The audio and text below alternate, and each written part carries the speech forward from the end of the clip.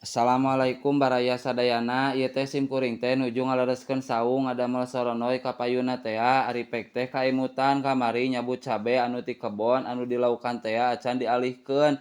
Bari ieu ge ngalihkeunna ge mung sabaraha tangka susuganan we janten ieu mah melakna ge anu tos aya buahan ameh enggal ka alana, melakna ge caket kandang ameh katingal wae pertumbuhanana.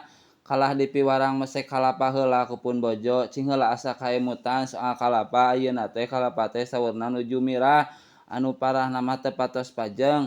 Baraya soalna dina tangkana ge meuni geus gararing kadang dugi ka aya nu raragan ku nyalira.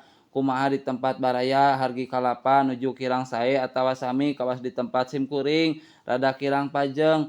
Biasana mah ting karuliling anu nareskeun kalapa teh. Ayeuna mah meuni teu aya nu naros-naroskeun acan, teu cara keur maha anu tara meseran kalapa ge ngadadak meseran. Ah nya kitu teh nya sagala rupi ge baraya tos aya ti dituna panginten.